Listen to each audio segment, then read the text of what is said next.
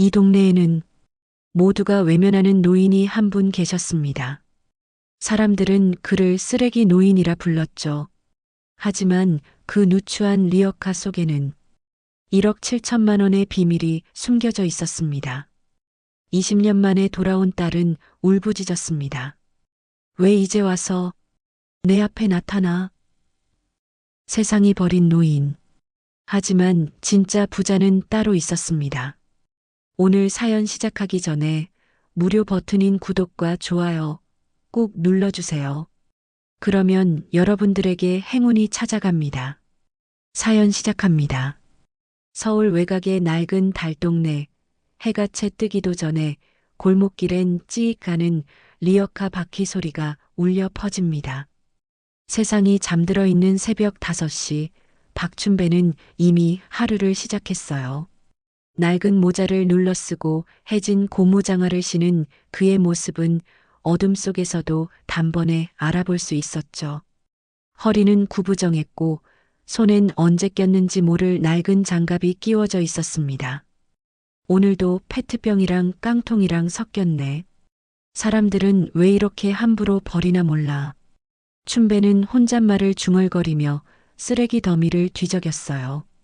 재활용 분리수거함 앞에 아무렇게나 던져진 쓰레기들을 하나하나 골라내는 그의 손놀림은 익숙했습니다. 페트병은 페트병대로, 깡통은 깡통대로, 종이는 종이대로 정성스럽게 분류했죠. 그의 리어카엔 이미 며칠간 모은 폐지와 고철들이 가득 쌓여 있었어요. 골목 모퉁이를 돌 때마다 춘배의 리어카 소리가 새벽 정적을 깼습니다. 그 소리를 듣고 잠에서 깬 주민들은 창문 너머로 고개를 내밀며 혀를 찼어요. 또 저 노인네야. 아침부터 시끄럽게 저렇게 쓰레기만 주워서 뭐 하려고 저러나. 사람들의 눈빛은 차갑기만 했습니다. 하지만 춘배는 신경 쓰지 않았어요. 아니, 신경 쓰지 않는 척했다고 해야 맞겠죠. 그저 묵묵히 자신의 일을 할 뿐이었습니다. 해가 떠오르자 골목엔 하나둘 사람들이 나타나기 시작했어요.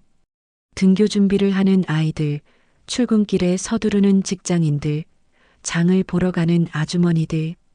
그 중에서도 춘배를 보는 아이들의 반응은 특히 냉정했습니다. 저 아저씨 또 쓰레기 주워요. 냄새 나 저리 가요. 킥킥거리는 아이들의 웃음소리가 귓가를 파고들었지만 춘배는 그저 고개를 더 숙일 뿐이었어요. 그의 얼굴엔 아무런 표정도 없었습니다.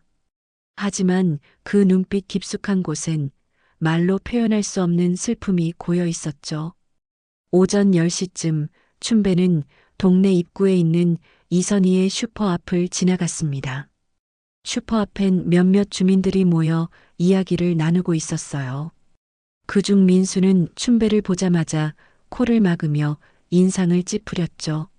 선희 씨, 저 노인네 하루 종일 저러고 있으니 손님들이 오겠어요? 우리 가게 앞까지 와서 쓰레기 뒤지면 이미지가 얼마나 안 좋은데. 민수는 이 동네에서 작은 식당을 운영하는 자영업자였습니다. 돈과 외형을 중시하는 그에게 춘배의 모습은 눈엣 가시였어요. 깨끗하고 세련된 동네를 만들고 싶은 민수에게 쓰레기를 줍는 노인은 동네의 품격을 떨어뜨리는 존재로 보였죠. 이선희는 한숨을 쉬며 대답했습니다. 그냥 내비둬요. 저분도 사정이 있겠죠. 남한테 피해 주는 것도 아니고. 사정? 사정이 있으면 저렇게 살아요? 저 양반 분명 게으르거나 문제 있는 사람일 거예요. 민수의 말에 주변 사람들도 고개를 끄덕였습니다. 동네 사람들은 춘배를 쓰레기 노인이라 부르며 멀리했어요. 누구도 그에게 먼저 말을 걸지 않았고 그와 눈이 마주치면 얼른 고개를 돌렸죠. 춘배는 이 동네에서 투명인간과 다름없었습니다. 해가 뉘엿뉘엿 지고 골목엔 어둠이 내려앉기 시작했어요. 춘배는 하루 종일 모은 폐지와 고철을 고물상에 팔고 손에 든 돈은 겨우 10,000원이었습니다.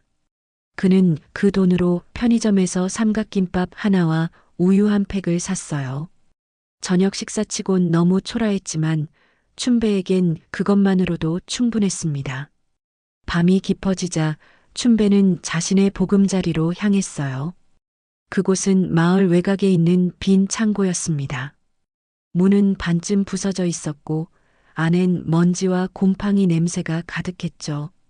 하지만 춘배에겐 그곳이 유일한 집이었어요. 리어카를 창고 안에 밀어넣고 춘배는 낡은 담요 위에 몸을 누였습니다. 달빛이 창문 틈새로 스며들었어요. 춘배는 주머니에서 낡은 수첩 하나를 꺼냈습니다. 표지는 때가 묻어 누렇게 변했고 모서리는 너덜너덜했죠. 그는 조심스럽게 수첩을 펼쳤어요. 첫 페이지엔 오래된 사진 한 장이 끼워져 있었습니다. 사진 속엔 어린 여자아이가 활짝 웃고 있었어요. 깔끔하게 묶은 머리, 하얀 원피스를 입은 그 아이의 미소는 너무나 밝고 순수했습니다. 춘배는 사진을 물끄러미 바라보며 작게 중얼거렸어요. 소영아, 너라도 잘 살고 있지? 그의 목소리엔 그리움이 묻어났습니다. 아니, 그리움을 넘어선 애절함이었죠. 춘배는 사진 속 딸의 얼굴을 손가락으로 쓰다듬었어요. 마치 정말로 딸을 쓰다듬는 것처럼 조심스럽고 다정하게요. 아버지는 오늘도 괜찮다. 내가 어디 있든 건강하게만 살아줘. 그것만으로도 아버지는 충분하단다. 춘배의 눈가엔 촉촉한 기운이 맺혔습니다. 하지만 그는 눈물을 흘리지 않았어요. 대신 사진을 다시 수첩에 끼워 넣고 가슴팍에 꼭 안았죠. 그리고 눈을 감았습니다. 창고 밖에선 바람소리가 들려왔어요. 쌩쌩거리는 바람소리 사이로 멀리서 개 짖는 소리도 섞여 들렸습니다. 춘배는 그 소리를 자장가 삼아 잠에 빠져들었어요. 내일도 또 새벽 5시에 일어나야 했으니까요. 내일도 또 리어카를 끌고 골목을 돌아야 했으니까요. 하지만 춘배는 불평하지 않았습니다. 이것이 자신의 삶이고 자신이 선택한 길이니까요. 비록 세상은 그를 쓰레기 줍는 노인으로만 봤지만 춘배의 마음속엔 아무도 모르는 이야기가 숨어 있었어요. 그 이야기는 아직 아무에게도 말하지 않은 그만의 비밀이었죠. 밤은 깊어갔고 달동네는 고요 속에 잠들었습니다. 하지만 춘배의 가슴 속엔 여전히 뜨거운 무언가가 타오르고 있었어요. 그것이 무엇인지는 아직 아무도 몰랐습니다. 새벽은 여느 때처럼 고요했습니다. 춘배는 어김없이 5시에 눈을 떴어요. 몸은 천근만근 무거웠지만 그는 일어나 리어카를 끌고 다시 골목길로 나섰습니다. 오늘도 변함없는 하루가 시작되는 줄 알았죠. 하지만 마을 입구에 도착한 춘배는 발걸음을 멈췄어요. 그곳엔 빨간색 현수막 하나가 걸려 있었습니다. 쾌적한 우리 동네 만들기 환경 미관 정비 사업 시행. 춘배는 현수막을 물끄러미 바라봤어요. 무슨 뜻인지 정확히는 몰랐지만 왠지 가슴 한편이 불안했습니다. 하지만 그는 곧 고개를 저었죠. 자신과는 상관없는 일이라고 생각하며 다시 리어카를 끌었어요. 며칠이 지났습니다. 동네 분위기는 조금씩 달라지기 시작했어요. 골목 여기저기에 쓰레기통이 새로 설치되었고 벽에는 깨끗한 페인트 칠이 되었습니다. 주민들은 변화하는 동네 모습에 만족스러워했죠. 이제 좀 살만한 동네가 되는 것 같아. 그러게. 예전엔 너무 지저분했잖아. 하지만 이 모든 변화의 중심엔 민수가 있었습니다. 그는 구청에 민원을 넣고 동네 정비 사업을 추진한 장본인이었어요. 민수의 목표는 단순했습니다. 깨끗하고 세련된 동네를 만들어 자신의 식당 손님을 늘리는 것이었죠. 어느 날 아침 민수는 구청 직원 2명과 함께 마을 입구에 나타났습니다. 그들의 손엔 카메라와 서류 뭉치가 들려 있었어요. 저기 보이시죠? 저 리어카요. 저게 문제입니다. 매일 아침 저 노인이 저걸 끌고 다니면서 쓰레기를 뒤지거든요. 위생상으로도 문제고 미관상으로도 안 좋아요. 민수의 말에 구청 직원들이 고개를 끄덕였습니다. 알겠습니다. 무단 방치 차량으로 분류해서 철거 조치하겠습니다. 그렇게 해주세요. 우리 동네 이미지 생각해서라도 빨리 처리해야 합니다. 그날 오후 춘배가 잠시 자리를 비운 사이 일이 벌어졌어요. 구청 트럭 한 대가 골목 안으로 들어왔고 직원들은 춘배의 리어카로 다가갔습니다. 리어카 안엔 며칠간 정성스럽게 모은 폐지와 깡통, 페트병들이 가득했어요. 이거 다 실으세요. 빨리 처리하고 가야 합니다. 직원들은 리어카 안의 물건들을 마구잡이로 트럭에 던져 넣었어요. 그리고 빈 리어카마저 트럭에 실었죠. 이 모든 장면을 이선희가 슈퍼 앞에서 지켜보고 있었습니다. 잠깐만요. 그거 주인이 있는 건데요. 이선희가 급하게 뛰어나왔지만 트럭은 이미 출발한 뒤였어요. 그녀는 허탈하게 그 모습을 바라볼 수밖에 없었습니다. 1시간 뒤 춘배가 돌아왔습니다. 그의 손엔 고물상에서 받은 돈으로 산 빵 2개가 들려 있었어요. 하지만 리어카가 있던 자리엔 아무것도 없었죠. 춘배는 멍하니 그 자리에 서 있었습니다. 네, 내 리어카가 여기 있었는데 그의 목소리는 떨렸어요. 춘배는 주변을 두리번거리며 리어카를 찾았습니다. 하지만 어디에도 보이지 않았죠. 이선희가 다가와 조심스럽게 말했어요. 어르신, 구청에서 가져갔어요. 제가 말렸는데 이미 늦었어요. 구청에서? 왜 가져간 거요? 환경 정비 사업이라고, 무단 방치 차량이라고 하더라고요. 춘배는 그 자리에 주저앉았습니다. 리어카는 단순한 수레가 아니었어요. 그것은 춘배의 삶 자체였습니다. 매일 아침 그것을 끌고 골목을 돌며 폐지를 모았고 그렇게 번 돈으로 하루하루를 살아왔죠. 리어카 안에 모아둔 재활용품들도 모두 사라졌어요. 일주일치 생계비가 한순간에 날아간 겁니다. 그거 내 거예요. 내 집이나 다름없는 건데. 춘배의 눈엔 눈물이 고였습니다. 하지만 그는 울지 않았어요. 그저 고개를 떨구고 앉아 있을 뿐이었죠. 지나가던 사람들은 그런 춘배를 힐끗힐끗 쳐다보며 지나갔습니다. 누구 하나 위로의 말을 건네지 않았어요. 민수는 멀리서 그 모습을 보며 씩 웃었습니다. 이제 좀 깨끗해지겠네. 저런 게 없어져야 동네가 발전하지. 그날 밤 비가 내렸습니다. 춘배는 빈 창고로 돌아가지 못했어요. 리어카도 없고 모아둔 물건도 없는 마당에 그곳으로 돌아갈 용기가 나지 않았죠. 그는 골목 한편에 버려진 젖은 상자 위에 앉아 비를 맞았습니다. 빗물이 춘배의 얼굴을 타고 흘러내렸어요. 빗물인지 눈물인지 구분할 수 없을 정도였죠. 그는 주머니에서 낡은 수첩을 꺼냈습니다. 다행히 비닐 주머니에 싸둬서 젖지 않았어요. 춘배는 사진 속 딸의 얼굴을 바라보며 중얼거렸습니다. 소영아, 아버지가 정말 못난 사람이구나. 리어카 하나 지키지 못하는 사람이야. 그때였어요. 골목 저편에서 불빛이 하나 다가왔습니다. 우산을 쓴 젊은 여자였죠. 그녀는 춘배를 보자 놀라며 다가왔어요. 어르신, 이러시다 감기 걸리세요. 여기서 뭐 하세요? 그녀는 윤정이었습니다. 이 동네 독거노인들을 돌보는 사회복지사였죠.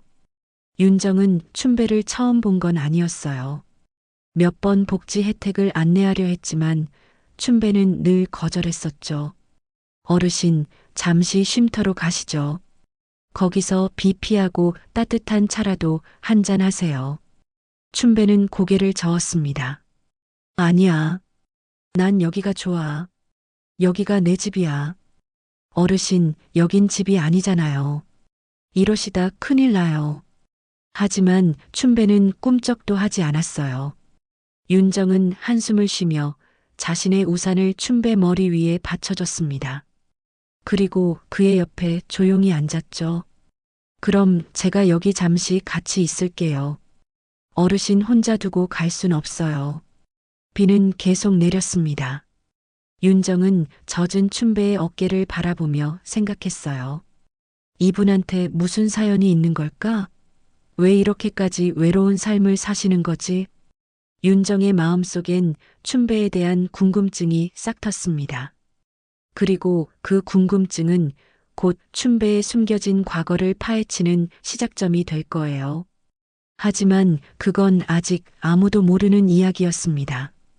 밤은 깊어갔고 비는 그치지 않았습니다. 비는 새벽녘에 그쳤습니다. 윤정은 춘배를 겨우 설득해 근처 쉼터로 데려갔고 따뜻한 차 한 잔을 건넸어요. 하지만 춘배는 한 모금도 마시지 않았습니다. 그저 창밖을 멍하니 바라볼 뿐이었죠. 어르신, 구청에 가서 리어카 돌려달라고 해보세요. 제가 같이 가드릴게요. 윤정의 말에 춘배는 고개를 저었어요. 소용없어. 나 같은 사람 말을 누가 들어주겠어. 그의 목소리엔 체념이 묻어났습니다. 윤정은 안타까운 마음에 더 이상 말을 잇지 못했어요. 춘배는 천천히 자리에서 일어나 쉼터를 나갔습니다. 윤정은 그의 뒷모습을 바라보며 깊은 한숨을 내쉬었죠. 며칠이 지났습니다.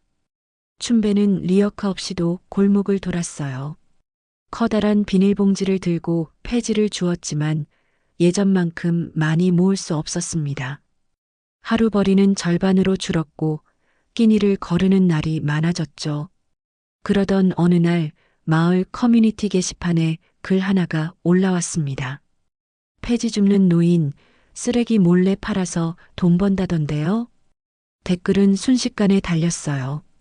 맞아요. 저번에 보니까 남의 집 앞에 놔둔 택배 상자까지 가져가더라고요. 빈집에 몰래 들어가서 훔쳤다는 소문도 있어요. 하루에 5만 원씩 번다던데? 우리보다 더 버는 거 아니에요? 사실이 아닌 말들이었습니다. 하지만 소문은 눈덩이처럼 불어났어요. 사람들은 확인도 하지 않고 그 말들을 믿었죠. 민수는 그 소문을 더욱 부채질했습니다. 저 노인네, 겉으론 불쌍한 척하지만 속셈이 따로 있어요.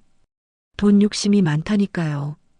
하루에 5만 원씩 번다는데 그럼 한 달에 150만 원이잖아요. 우리보다 낫네요. 이선희가 말렸지만 소용없었어요. 민수 씨, 확인도 안 된 얘기를 왜 그렇게 퍼뜨려요? 확인? 다들 그렇게 말하는데 뭘 더 확인해요. 저 양반 분명 뭔가 숨기는 게 있을 거예요. 동네 사람들은 춘배를 더욱 멀리했습니다. 예전엔 그냥 무관심했다면 이젠 노골적으로 경계했어요. 춘배가 지나가면 가방을 꼭 껴안았고 아이들에게는 가까이 가지 말라고 했죠. 저 할아버지 나쁜 사람이래. 가까이 가면 안 돼.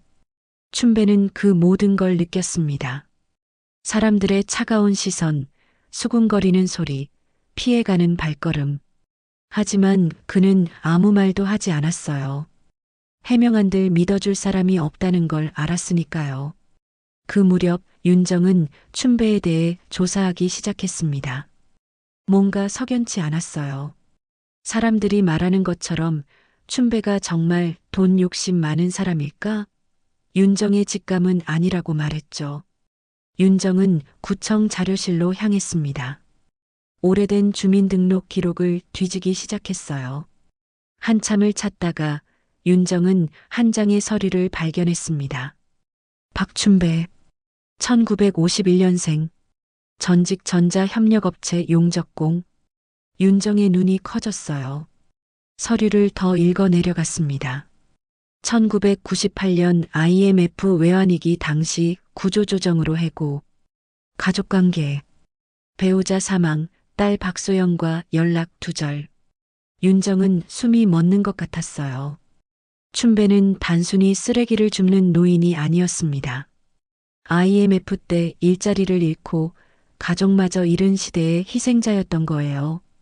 1999년 실종 신고 접수. 신고자 박소영. 윤정은 서류를 내려놓고 깊게 생각에 잠겼습니다. 춘배에겐 딸이 있었어요. 그런데 왜 연락이 끊긴 걸까? 무슨 일이 있었던 걸까? 윤정은 더 조사하기로 마음먹었습니다.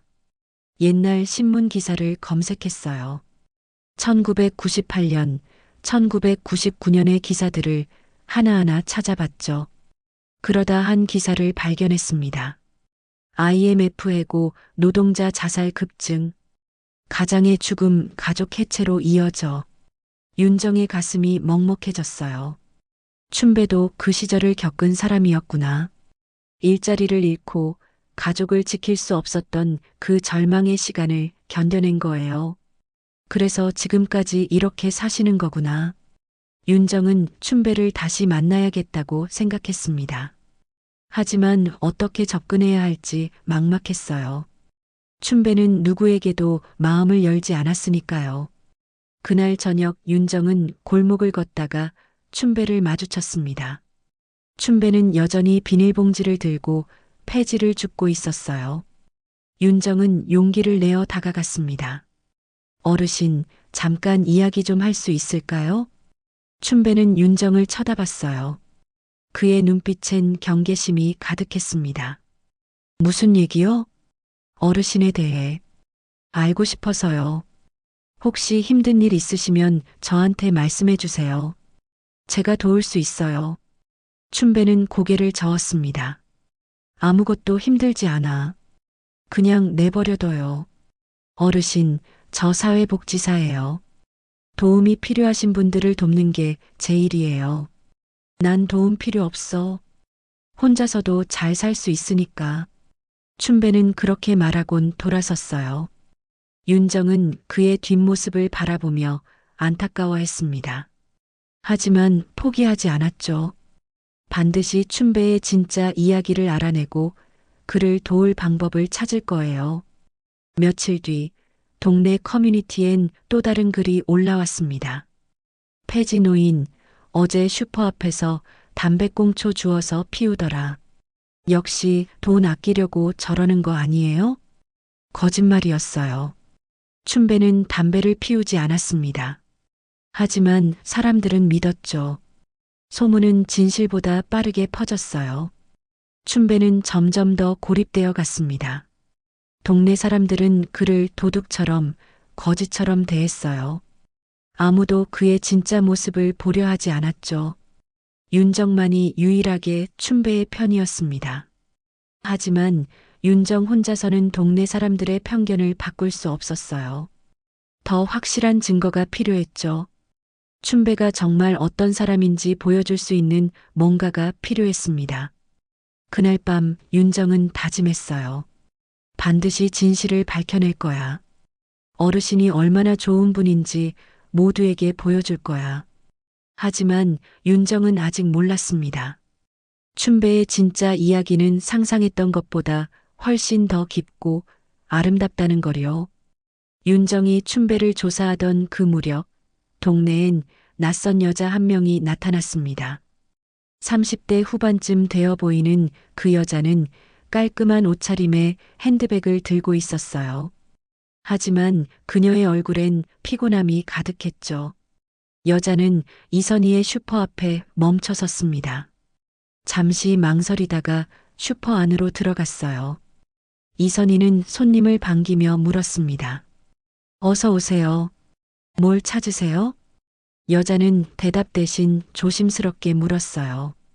혹시 여기 박춘배라는 분 사세요?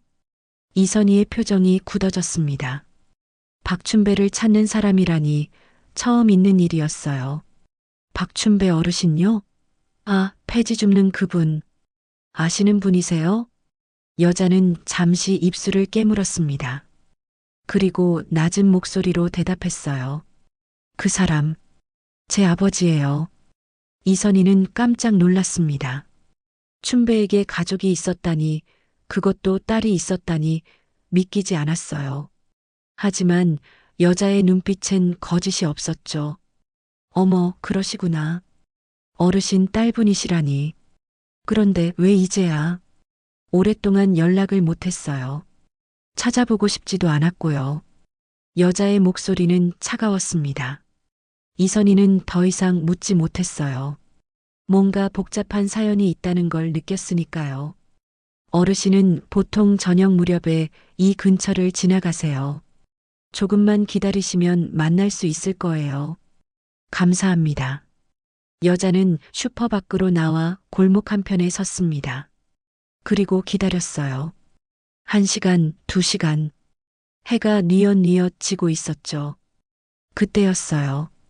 저 멀리서 비닐봉지를 든 춘배의 모습이 보였습니다. 여자는 숨을 죽였어요. 20년 만에 보는 아버지의 모습이었죠. 춘배는 훨씬 늙어 있었습니다. 허리는 더 굽었고 얼굴엔 주름이 깊게 패였어요.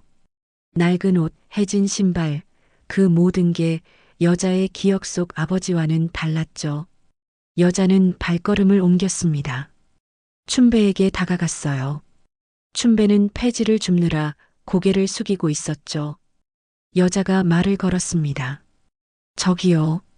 춘배는 고개를 들었어요. 그리고 여자의 얼굴을 봤습니다. 순간 춘배의 몸이 굳어졌어요. 손에 들고 있던 비닐봉지가 바닥에 떨어졌죠. 소영아? 목소리가 떨렸습니다. 믿을 수 없다는 표정이었어요. 여자 박소영은 차갑게 말했습니다. 오래간만이네요. 소영아. 정말 내가 어떻게... 춘배는 다가가려 했지만 소영은 한 발 뒤로 물러섰어요. 춘배의 손이 허공에서 멈췄죠. 가까이 오지 마세요. 소영아. 아버지가... 미안하다. 미안하다고요? 20년 만에 하는 말이 고작 미안하다는 거예요? 소영의 목소리가 높아졌습니다. 그동안 쌓여있던 감정이 터져나왔어요. 엄마가 돌아가셨을 때 어디 있었어요? 장례식장에도 안 오셨잖아요. 아버지 없이 엄마 혼자 얼마나 힘들게 사셨는지 알아요? 소영아, 그땐 아버지가... 변명하지 마세요. 다 핑계예요. 그냥 우리가 짐이었던 거잖아요. 그래서 도망친 거잖아요. 소영의 눈에서 눈물이 흘러내렸습니다.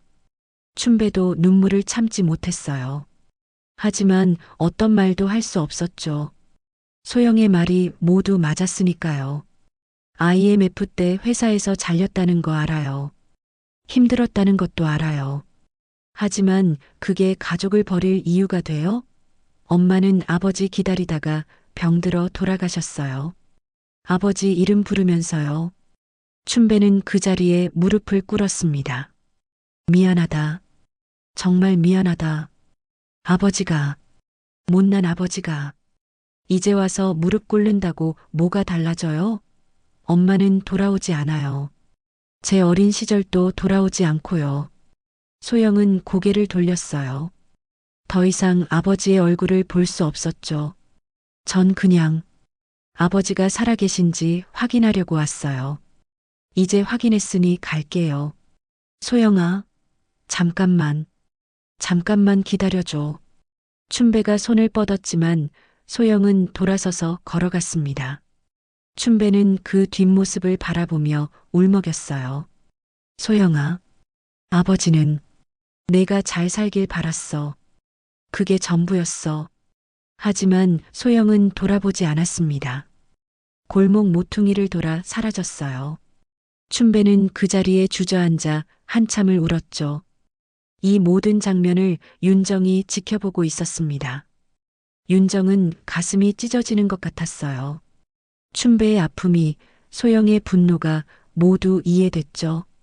윤정은 조용히 춘배에게 다가갔습니다. 그의 어깨에 손을 얹었어요.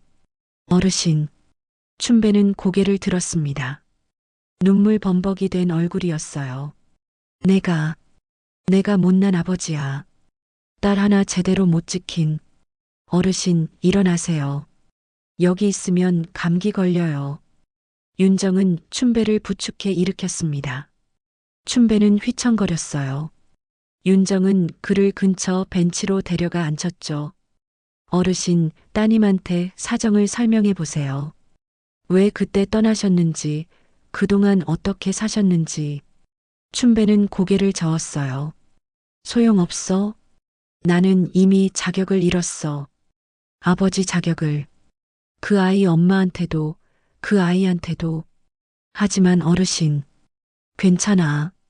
이렇게라도 그 아이가 잘 살고 있다는 걸 확인했으니 그걸로 충분해. 춘배는 일어섰습니다. 비틀거리며 걸어가는 그의 뒷모습은 너무나 쓸쓸했어요. 윤정은 그 모습을 보며 다짐했죠. 반드시 진실을 밝혀야 해. 어르신이 왜 이렇게 사시는지, 무슨 이유가 있는지 소영 씨도 알아야 해. 그날 밤 소영은 호텔방에서 술을 마셨습니다. 아버지를 만난 충격이 가시지 않았어요. 20년 동안 미워했던 그 사람이 폐지를 줍는 노인이 되어 있었죠. 왜 그렇게 살고 있는 거야? 소영은 눈물을 흘렸습니다. 미워하고 싶었는데 막상 보니까 불쌍했어요. 하지만 용서할 순 없었죠. 엄마가 겪은 고통을, 자신이 겪은 외로움을 생각하면 절대 용서할 수 없었습니다. 밤은 깊어갔고 춘배와 소영은 각자의 자리에서 잠 못 이루는 밤을 보냈어요. 20년 만의 재회는 치유가 아닌 상처를 더 깊게 만들었습니다. 소영과의 만남 이후 춘배는 사람이 변했습니다. 예전보다 더 말이 없어졌고 폐지를 줍는 손놀림도 느려졌어요. 밥도 제대로 먹지 않았죠. 이선희가 가끔 김밥을 건네도 고맙다는 말 한마디 없이 받기만 했습니다. 어르신, 요즘 많이 안 좋아 보이세요. 병원 한번 가보시는 게. 괜찮아요. 나이 들면 다 이래요. 춘배의 대답은 늘 그랬어요. 괜찮다고, 걱정하지 말라고. 하지만 누가 봐도 괜찮지 않았습니다. 며칠이 지났어요. 윤정은 춘배가 걱정되어 자주 찾아갔지만 춘배는 점점 더 말수가 줄었죠. 어느 날 저녁 윤정은 춘배를 찾으려 골목을 돌았습니다. 하지만 어디에도 보이지 않았어요. 이상하네. 이 시간이면 항상 이 근처에 계시는데. 윤정은 불안한 마음에 춘배가 자주 가는 곳들을 찾아다녔습니다. 슈퍼 앞, 재활용 수거함 근처, 공원 벤치. 하지만 어디에도 춘배는 없었어요. 해가 완전히 지고 어둠이 내려앉았습니다. 윤정은 마지막으로 춘배가 머무는 빈 창고로 향했어요. 창고 문은 반쯤 열려 있었죠. 윤정은 조심스럽게 안을 들여다봤습니다. 어르신? 계세요? 대답이 없었어요. 윤정은 핸드폰 불빛을 켜고 안으로 들어갔습니다. 그때 구석에 쓰러져 있는 춘배를 발견했죠. 어르신, 어르신. 윤정은 급히 달려가 춘배를 흔들었습니다. 춘배의 얼굴은 창백했고 이마엔 땀이 송글송글 맺혀 있었어요. 숨소리도 가빴죠. 어르신, 정신 차리세요. 춘배는 희미하게 눈을 떴습니다. 윤정의 얼굴을 보고 힘없이 미소 지었어요. 아, 윤정 씨, 미안해요. 어르신, 지금 병원 가야 해요. 제가 구급차 부를게요. 윤정이 전화기를 꺼내려는 순간 춘배가 윤정의 손을 잡았습니다. 힘없는 손이었지만 간절함이 느껴졌어요. 잠깐만요. 어르신, 지금 그러실 때가 아니에요. 부탁이 있어요. 내 노트, 거기, 리어카 밑에. 춘배의 손가락이 창고 한편을 가리켰습니다. 윤정은 그곳으로 가서 먼지 쌓인 낡은 노트 한 권을 찾았어요. 표지는 너덜너덜했고 페이지는 누렇게 변했죠. 이거요? 그걸 소영이한테 전해줘요. 부탁이에요.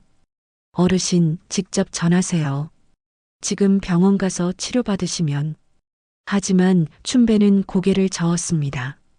난 이제 안 될 것 같아요. 오래 버티지 못할 거예요. 그런 말씀 마세요. 윤정은 눈물을 참으며 구급차를 불렀습니다. 얼마 후 구급차가 도착했고 춘배는 병원으로 옮겨졌어요. 윤정도 함께 탔죠. 응급실에서 의사가 나왔습니다. 표정이 좋지 않았어요. 환자분 상태가 심각합니다.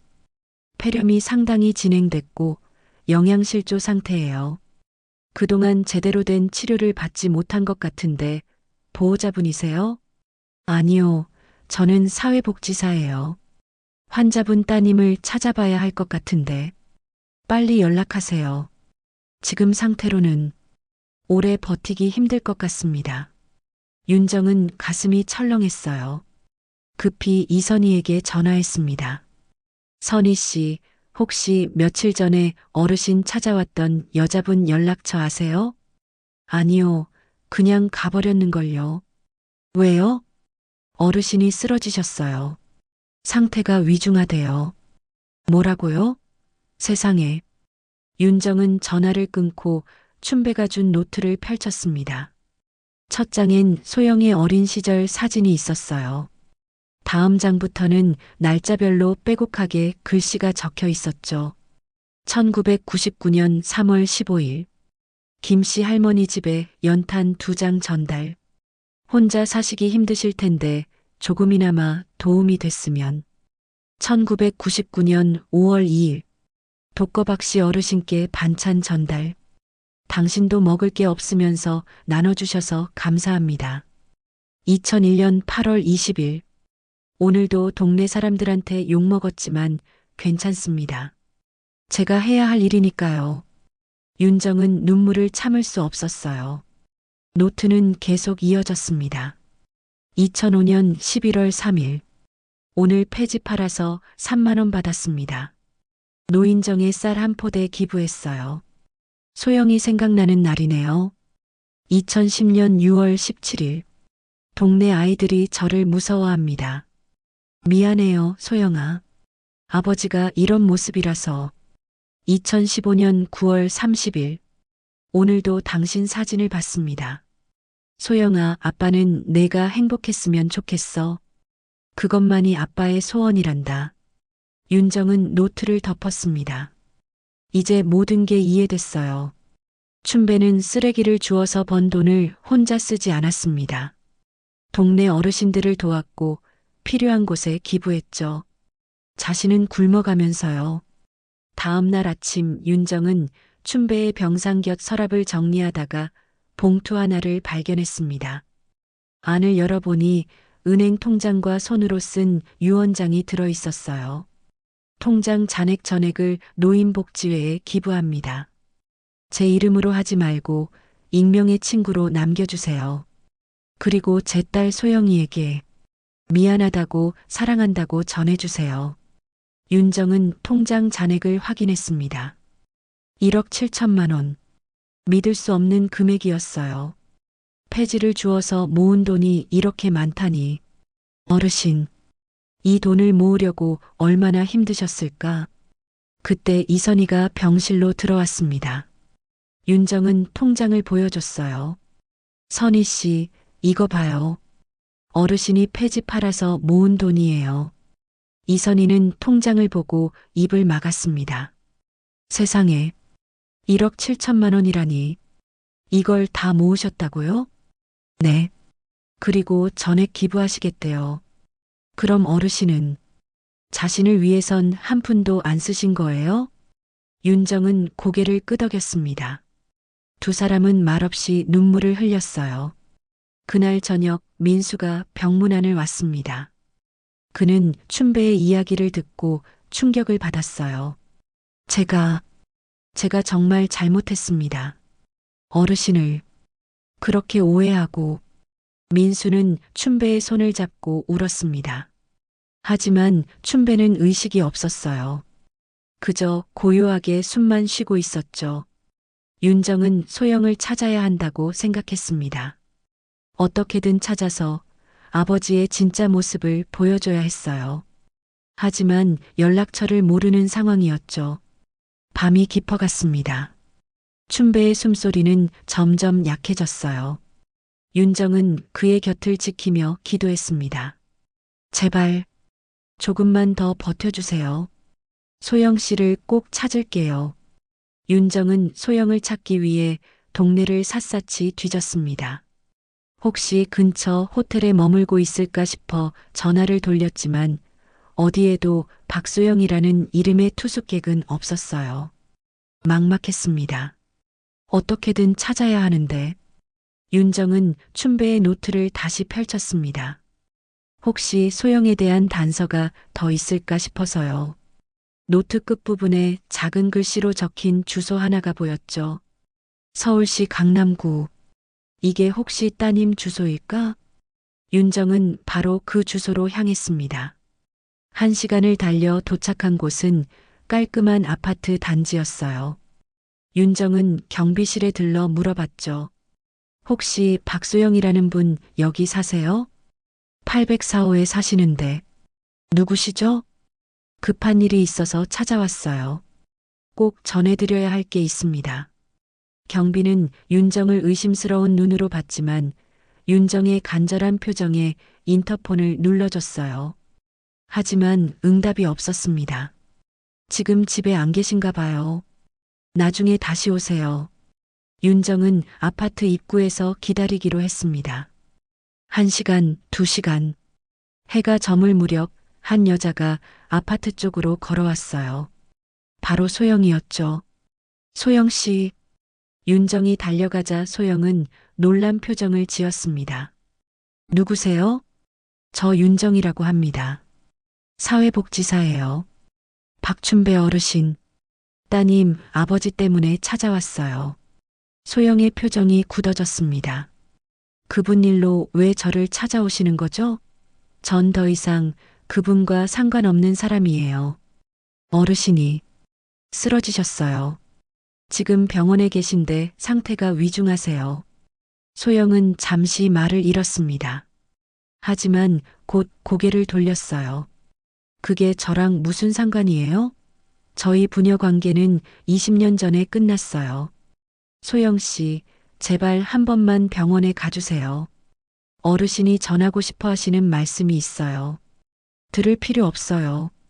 무슨 말을 하시든 이미 늦었어요. 소영은 차갑게 말하고 아파트 안으로 들어가려 했습니다. 윤정은 급히 노트를 꺼냈어요. 이거라도 좀 봐주세요.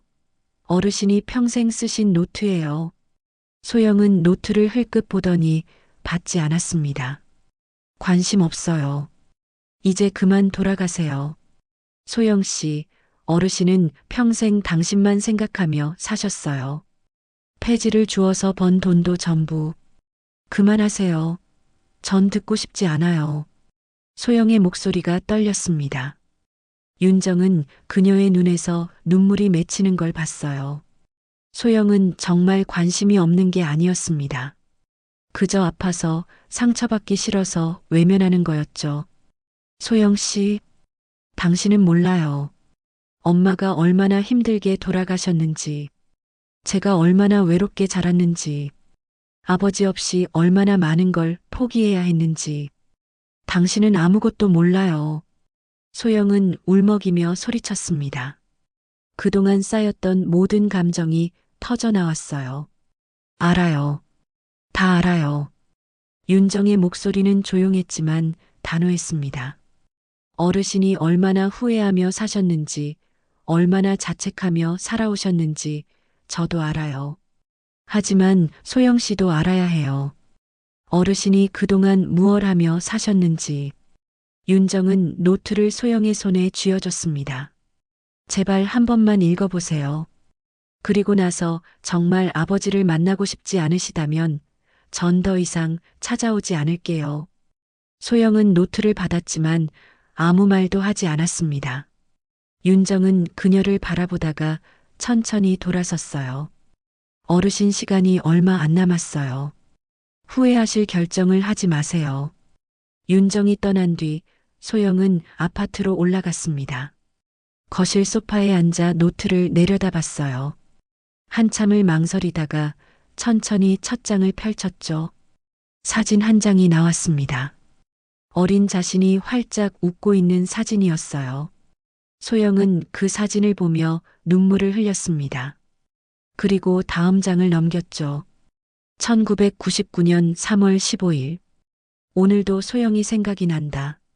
잘 먹고 있을까? 학교는 재미있을까? 아빠가 곁에 없어도 행복했으면 좋겠다. 소영의 손이 떨렸습니다. 계속해서 페이지를 넘겼어요. 2003년 7월 20일. 소영이가 대학생이 됐을 나이다. 등록금은 마련했을까? 아빠가 도와주지 못해서 미안하구나. 2008년 12월 1일. 오늘 폐지를 팔아서 5만 원을 벌었다. 독거 할머니께 3만 원을 드렸다. 소영이도 누군가에게 도움받고 있을 거라 믿는다. 노트는 계속 이어졌습니다. 날짜마다 빼곡히 적힌 아버지의 마음이 소영의 가슴을 후볐어요. 2015년 9월 12일. 동네 사람들이 날 쓰레기 노인이라고 부른다. 괜찮다. 소영이만 행복하다면 아빠는 뭐라 불려도 상관없다. 소영은 눈물을 멈출 수 없었습니다. 노트 마지막 장에는 이렇게 적혀 있었어요. 2025년 10월 5일. 오늘 소영이를 만났다. 20년 만에. 그 아이는 나를 미워했다. 당연하다. 아빠는 미움받아 마땅한 사람이니까. 하지만 그 아이가 건강해 보여서 다행이다. 그것만으로도 아빠는 감사하다. 소영아, 아빠를 용서하지 않아도 괜찮아. 그냥 행복하게만 살아줘. 그게 아빠의 마지막 소원이란다. 소영은 노트를 꼭 껴안고 울었습니다. 아버지는 자신을 단 한 번도 잊지 않았어요. 평생을 자책하며 후회하며 살아왔죠. 그리고 자신은 그런 아버지를 외면했습니다. 아버지, 제가 잘못했어요. 소영은 노트를 들고 현관문을 박차고 나갔습니다. 택시를 잡아타고 병원으로 향했어요. 차 안에서도 눈물은 멈추지 않았죠. 제발 늦지 않았기를. 소영의 마음은 간절했습니다. 20년 동안 쌓아왔던 분노와 미움이 눈 녹듯 사라지고 있었어요. 이제는 그저 아버지를 만나고 싶었습니다. 아버지께 말하고 싶었죠. 아버지, 미안해요. 사랑해요. 하지만 시간은 무정하게 흘러가고 있었습니다. 소영은 택시에서 내리자마자 병원 안으로 뛰어들어갔습니다. 숨이 찼지만 멈출 수 없었어요. 안내 데스크에서 춘배의 병실 번호를 확인하고 엘리베이터를 기다릴 겨를도 없이 계단을 뛰어 올랐죠. 3층 중환자실 앞에 도착했을 때 소영은 윤정과 이선희 그리고 민수가 복도에 서 있는 걸 봤습니다. 그들의 표정은 어두웠어요. 어르신은 어떻게 되셨어요? 소영의 목소리가 떨렸습니다. 윤정은 고개를 숙였어요. 아직 의식을 못 찾으셨어요.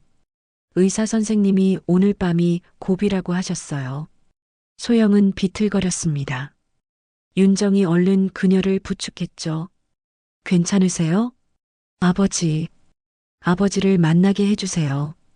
지금 면회 시간이 아니라서 잠깐만 기다리세요. 제가 간호사분께 말씀드릴게요. 윤정은 간호사실로 갔고 얼마 후 허락을 받아냈습니다. 소영은 떨리는 발걸음으로 중환자실 안으로 들어갔어요. 침대에 누운 춘배는 너무나 작아 보였습니다.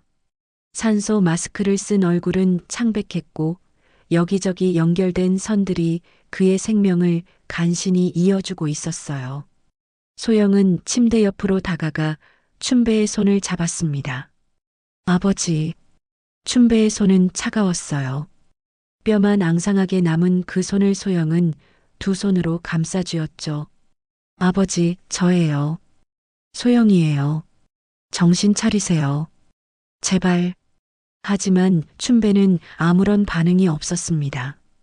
소영은 눈물을 흘리며 계속 말을 이었어요. 아버지, 노트 봤어요. 다 읽었어요.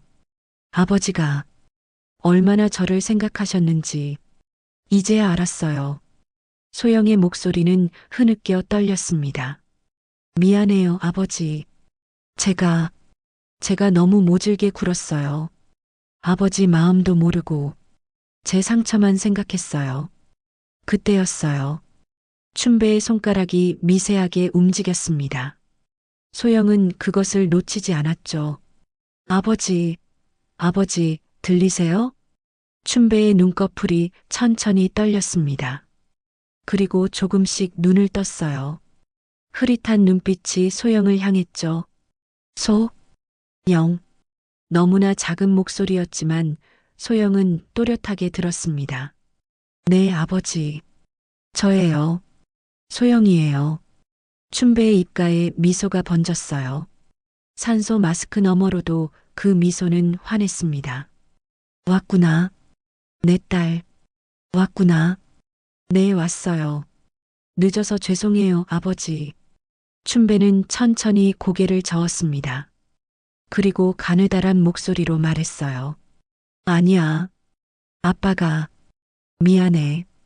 너한테 좋은 아빠 못 돼서. 아니에요, 아버지.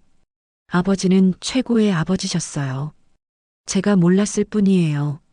소영은 춘배의 손을 이마에 대고 울었습니다. 춘배는 떨리는 손으로 소영의 머리를 쓰다듬었어요. 소영아, 행복해라. 그것만이 아빠 소원이다. 아버지, 그런 말씀하지 마세요. 우리 같이 행복해요. 이제라도 시작할 수 있잖아요. 하지만 춘배의 눈빛은 점점 흐려졌습니다. 그는 알고 있었어요. 자신에게 남은 시간이 얼마 없다는 걸. 소영아, 아빠는 너를 정말 사랑한다. 저도 사랑해요, 아버지. 정말 사랑해요. 춘배의 손에서 힘이 빠졌습니다. 소영은 급히 간호사를 불렀어요. 의료진이 달려왔고 소영은 밖으로 나와야 했죠. 복도에서 소영은 무릎을 꿇고 울었습니다. 윤정과 이선희가 그녀를 위로했어요. 1시간이 지났을까 중환자실 문이 열리고 의사가 나왔습니다. 보호자분 계신가요? 소영이 떨리는 다리로 일어났습니다. 제가 딸입니다. 의사는 안타까운 표정으로 고개를 숙였어요. 유감입니다. 환자분께서 방금 돌아가셨습니다. 최선을 다했지만 그 말과 함께 소영의 세상이 무너졌습니다. 다리에 힘이 풀려 주저앉았고 윤정이 얼른 붙잡았죠. 아버지, 아버지. 소영의 울음소리가 복도에 울려 퍼졌습니다. 이선희도 민수도 함께 눈물을 흘렸어요. 며칠 후 동네 마을회관에서 춘배의 장례식이 열렸습니다. 소박한 장례식이었지만 조문객은 예상 외로 많았어요. 춘배에게 도움받았던 독거노인들, 배달기사들, 청소 노동자들이 모두 찾아왔습니다. 어르신 덕분에 겨울을 따뜻하게 보냈습니다. 제가 아플 때 약값 보태주신 분이 어르신이셨어요. 우리 애가 학교 갈 때 가방 사주신 게 어르신이셨더라고요. 하나둘 나오는 증언에 소영은 놀랐습니다. 아버지는 그렇게 많은 사람을 도왔던 거예요. 자신은 굶으면서도요. 민수는 영정 앞에서 절을 올리며 울었습니다. 어르신, 죄송합니다. 제가 정말 잘못했습니다. 당신이 진짜 부자였는데 몰라봤습니다. 민수의 고백에 사람들도 고개를 숙였어요. 모두가 춘배를 오해했고 무시했었죠. 윤정은 춘배가 남긴 유언장을 낭독했습니다. 저는 평생 버려진 것들을 주었습니다. 폐지, 깡통, 플라스틱. 그것들을 모아 돈을 벌었고 그 돈으로 누군가를 도왔습니다. 하지만 제가 깨달은 건 가장 큰 쓰레기는 물건이 아니라 서로를 무시하는 마음이었습니다. 부디 서로를 따뜻하게 바라봐 주세요. 그것이 제 마지막 부탁입니다. 장례식장은 조용했습니다. 하지만 그 침묵 속에는 깊은 울림이 있었어요. 소영은 아버지의 영정 사진을 바라보며 중얼거렸습니다. 아버지, 이제야 알았어요.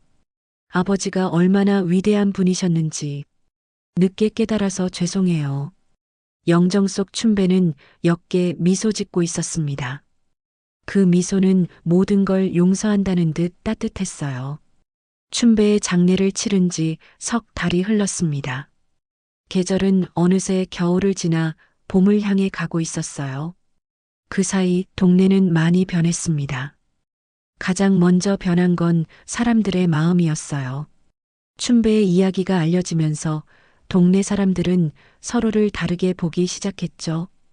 지나가는 청소 노동자에게 인사를 건네고 폐지 줍는 어르신들을 함부로 대하지 않았습니다. 민수는 자신의 식당 한편에 작은 공간을 마련했어요. 독거노인들이 무료로 식사할 수 있는 곳이었죠. 벽에는 춘배의 사진이 걸려 있었습니다. 어르신 덕분에 제 인생이 바뀌었어요. 이제라도 올바르게 살고 싶습니다. 민수는 매일 아침 춘배의 사진 앞에서 묵념을 했어요. 그리고 하루를 시작했죠. 이선희도 달라졌습니다. 슈퍼에서 나온 수익의 일부를 모아 매달 노인복지관에 기부했어요. 춘배가 했던 것처럼요. 어르신이 보여주셨잖아요. 작은 손길도 누군가에겐 큰 힘이 된다는 걸.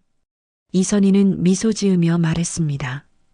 윤정은 춘배의 이야기를 책으로 엮었어요.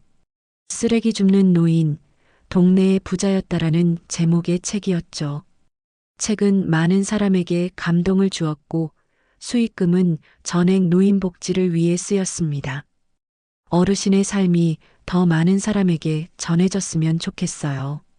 그래서 우리가 무엇을 놓치고 사는지 깨닫게 되길 바랍니다. 윤정의 바람대로 책은 많은 이의 가슴을 울렸어요. 그리고 소영, 그녀는 가장 크게 변했습니다. 회사를 그만두고 아버지가 살던 동네로 이사를 왔어요. 그곳에서 작은 사회복지센터를 열었죠. 아버지가 하셨던 일을 이어가고 싶어요. 아버지가 도왔던 분들을 이제 제가 돌보려고요. 소영의 센터는 독거노인들을 위한 공간이었습니다. 식사를 제공하고 말벗이 되어주고 필요한 것들을 지원했어요. 소영은 매일 아버지의 노트를 읽으며 힘을 얻었죠. 어느 봄날 오후 소영은 동네 골목을 걸었습니다. 그 골목은 이제 많이 깨끗해졌어요. 하지만 예전의 정겨움도 그대로였죠. 골목 입구엔 새로운 표지판이 세워져 있었습니다. 박춘배 기념 골목 익명의 천사거리. 구청과 주민들이 함께 만든 표지판이었어요. 춘배를 기억하고 그의 정신을 이어가기 위해서였죠. 소영은 이선희 슈퍼 앞에 멈춰 섰습니다. 슈퍼 앞에는 낡은 리어카 하나가 놓여 있었어요. 바로 춘배가 썼던 그 리어카였죠. 구청에서 찾아낸 후 깨끗하게 복원해 이곳에 전시한 겁니다. 리어카 위엔 하얀 꽃 한 송이와 쪽지가 놓여 있었어요. 소영은 쪽지를 집어 읽었습니다. 당신이 버린 것들 속에도 누군가의 사랑이 숨어 있습니다. 소영은 리어카를 조용히 쓰다듬었습니다. 아버지의 온기가 아직도 느껴지는 것 같았어요. 아버지, 잘 지내고 계시죠? 딸은 이제 아버지의 뜻을 이어 살아가고 있어요. 소영의 눈가에 눈물이 맺혔습니다. 하지만 슬픈 눈물은 아니었어요. 그리움과 사랑이 담긴 눈물이었죠. 그때 윤정이 카메라를 들고 다가왔습니다. 윤정은 춘배의 이야기를 다큐멘터리로 만들고 있었어요. 소영 씨, 오늘 촬영 괜찮으시죠? 네, 괜찮아요. 아버지 이야기를 더 많은 분께 전하고 싶어요. 윤정은 리어카와 소영을 함께 카메라에 담았습니다. 그리고 나지막이 말했죠. 어르신, 당신의 삶은 헛되지 않았어요. 많은 사람의 마음을 변화시켰고 딸에게도 돌아왔어요. 이제 편히 쉬세요. 촬영을 마치고 소영과 윤정은 함께 골목을 걸었습니다. 골목 곳곳에는 춘배의 흔적이 남아 있었어요. 그가 앉아서 쉬던 벤치, 폐지를 주었던 재활용 수거함, 그리고 그가 도왔던 사람들의 웃음소리. 소영 씨, 어르신이 보시면 정말 기뻐하실 것 같아요. 이렇게 많은 게 변했으니까요. 그럴까요? 아버지가 정말 기뻐하실까요? 물론이죠. 어르신의 꿈이 이루어진 거잖아요. 사람들이 서로를 따뜻하게 바라보는 세상. 소영은 고개를 끄덕이며 미소 지었습니다. 그리고 하늘을 올려다봤어요. 맑은 봄 하늘에 구름이 천천히 흘러가고 있었죠. 아버지, 사랑해요. 그리고 고마워요. 삶의 진짜 의미를 가르쳐 주셔서. 바람이 불어왔습니다. 마치 춘배가 대답하는 것처럼 부드럽고 따뜻한 바람이었어요. 그날 저녁 소영은 센터로 돌아가 어르신들께 저녁 식사를 대접했습니다. 어르신들의 웃음소리가 센터 안을 가득 채웠죠. 소영은 그 모습을 바라보며 행복했습니다. 아버지, 전 이제 외롭지 않아요. 아버지가 사랑했던 이 사람들과 함께 있으니까요. 밤이 깊어갔습니다. 소영은 창가에 서서 골목을 내려다봤어요. 가로등 불빛 아래 여전히 리어카가 조용히 서 있었습니다. 그 리어카는 이제 단순한 수레가 아니었어요. 사랑의 상징이자 희생의 증거이자 변화의 시작이었죠. 소영은 가슴속으로 중얼거렸습니다. 오늘도 이 골목에는 천사가 지나갑니다. 그 천사는 춘배였고 이제는 춘배의 뜻을 이어가는 모든 사람이었습니다. 서로를 아끼고 작은 것에도 감사하며 버려진 것들 속에서도 가치를 찾는 사람들. 그들이 바로 천사였죠.